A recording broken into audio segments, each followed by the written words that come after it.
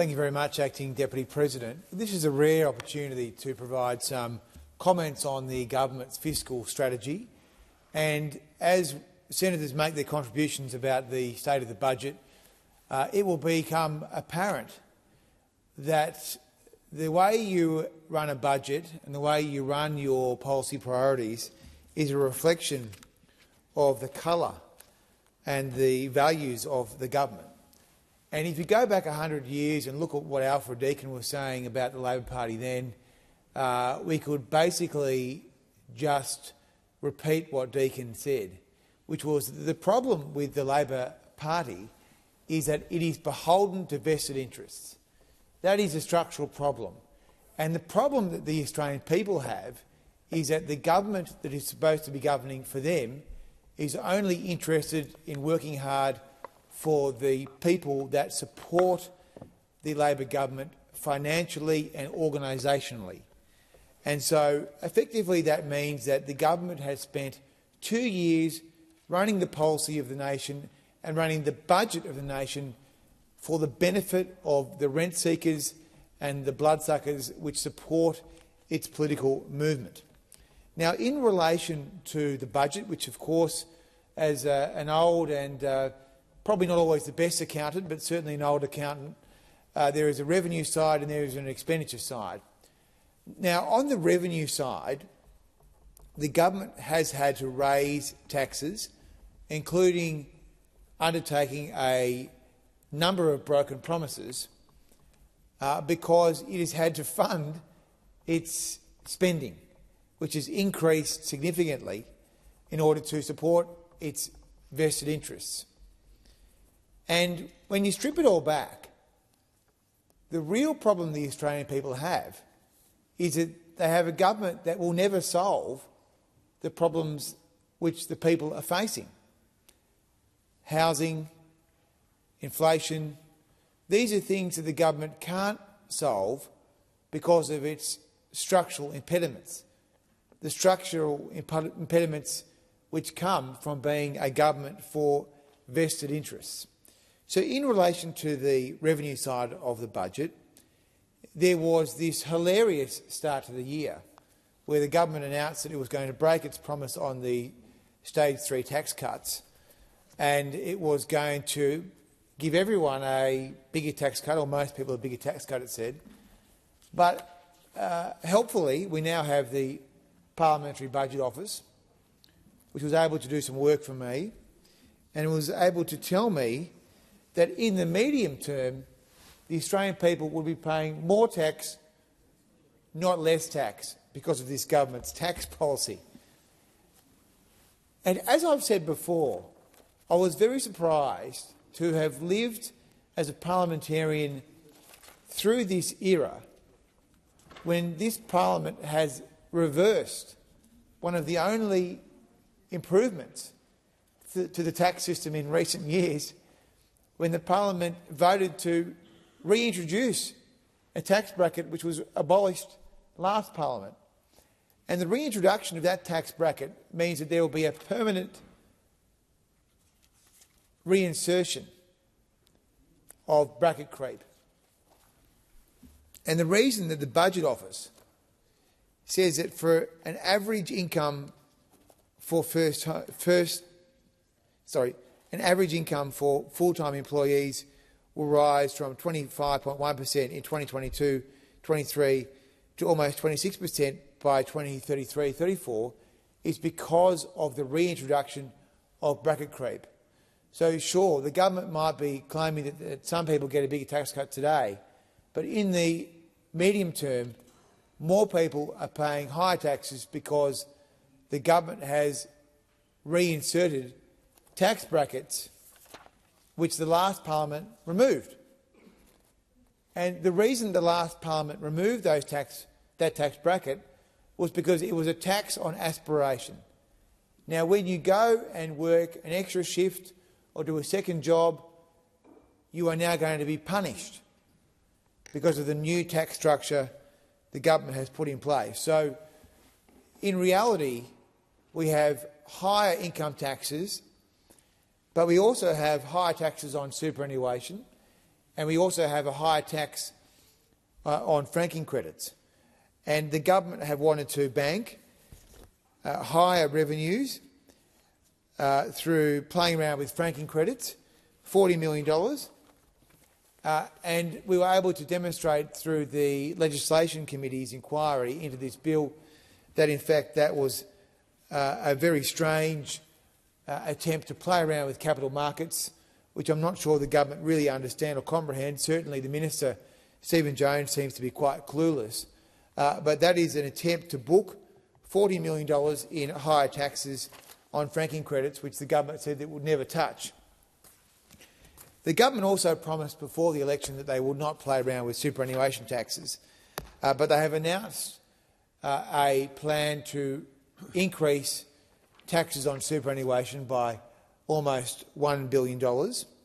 And the centrepiece of this plan is to introduce a tax on unrealised gains. So one core principle that was the case when I was learning accounting and working at Ernst & Young as an accountant was that you pay tax where you have actually generated a profit or you've realised something. You don't pay tax on unrealised gains, but this policy of the government would in fact impose, for the first time in Australian law, an unrealised gain tax. And so what that means is that even if you haven't booked any gains, you have to pay tax perhaps on a lumpy asset. You might be subject to a lock-in period. You might be a farmer. There are a whole lot of flies on this policy. But this is the consequence of needing to raise taxes for the purposes of increasing expenditure. So where has the money gone? Well, the government has been very good at setting up major slush funds. There is a Housing Australia Future Fund, which has been given $10 billion to invest in housing. So far, it's spent $30 million and it hasn't built a single house. It has, of course, though, been able to use taxpayers' funds to hire a slew of public servants, including a 6 or 8 person corporate and government affairs team, so that people who work for Housing Australia can walk around this building as lobbyists for Housing Australia effectively and build no houses. So you have a government which wants to increase taxes so it can establish funds like Housing Australia Future Fund and also the Reconstruction Fund. The Reconstruction Fund, which is, I would say, strangely named. I'm not sure what we're reconstructing from. Certainly, if you look at the broader use of reconstruction in Australian history, it was widely canvassed after the Second World War that there would be policies of reconstruction, which both major parties had a say in. But this Reconstruction Fund, which has become a retirement home for union officials, a bit like an industry super fund board, has been given a lot of money. We discovered during Senate estimates that it's been having sham meetings, that in fact they had a number of meetings on the same day to meet their legislative obligation to have meetings. But again, this fund, which has been given $15 billion, hasn't actually invested in anything either. So you have a very strange situation where tax dollars are going to these slush funds. The funds themselves are so poorly governed they can't spend any money, or they are simply just spending money on government affairs people and corporate affairs people to go around this building and do God knows what. The other piece here on expenditure, which is quite curious, is the expansion of the public service here in Canberra, where you've seen 12,000 public servants hired at a very large cost to the budget. Now, of course, you need to have a reasonable level of people working in the public service to provide the services that people expect. But a massive expansion of this magnitude after we've been through the COVID period does seem a very strange priority. But overall, you'd have to say that you measure the effectiveness of a fiscal strategy by where you're going in the medium term. And in the medium term, although we're looking at a surplus this year, you're looking at deficits next year of $28 billion, then $42 billion, $26 billion, then $24 billion. So you're looking at over $100 billion of deficits over the forwards, which is a significant position for the Commonwealth to take after crying about having a surplus this year. And the reason that's happened is because the government have locked in structurally higher spending over the medium term. Now, they're locking in higher spending to pay for these slush funds, to pay for these decisions to increase the size of the public service. And this goes back to my governing thought here about the government's fiscal policy, which is it really is calibrated finely to try and suit the interests to which Labor is beholden. So public sector unions, and then, of course, paying off their favourite fellow travellers with policy over the cycle. So, I mean, ultimately, the most depressing part of the fiscal debate here is the lack of ambition. It is the lack of ambition. I am still surprised that we have wound back the only structural income tax reform that's been delivered by the last few parliaments. And now we have a position where the government has no plan to deal with bracket creep, no plan to cut taxes across the board, and really has favoured this sort of crony capitalism where you set up these massive government slush funds, put all your mates on the boards, give grants to your mates if they ever get around to having a proper board meeting, and hire a whole lot of public servants to run around this building doing so-called government affairs. Now, it's not a very good position for the country to be in, that we have no ambition on the tax side, and we know that Australians pay very high rates of income tax. If you look at the OECD data or the IMF data, you will see that people and the companies that are in this country have a very high burden of taxation, very high burden. So I would have thought that any party of government would be wanting to develop an agenda to try and lighten the load on companies and on people. But all we've seen from this government is a rolling back of reforms of last parliaments with zero ambition.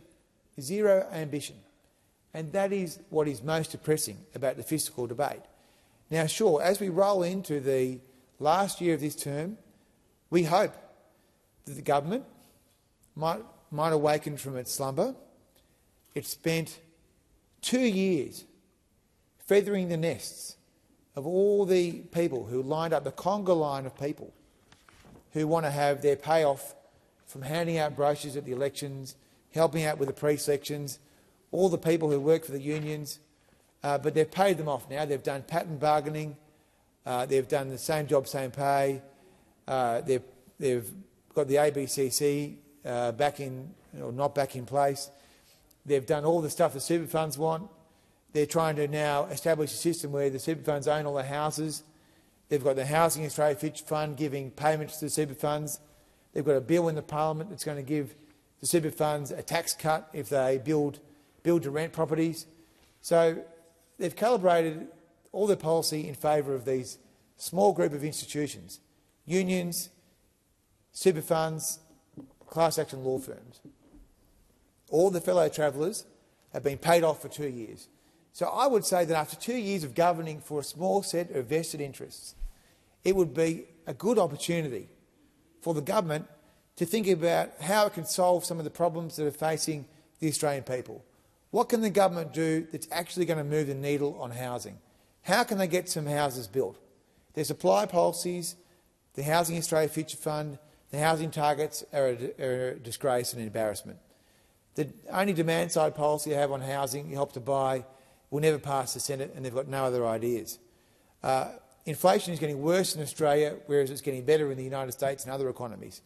So I wonder, as we wind down the clock on this contribution and also on this parliamentary term later this year or next year, whether the government will spend any time thinking about the problems facing the average worker.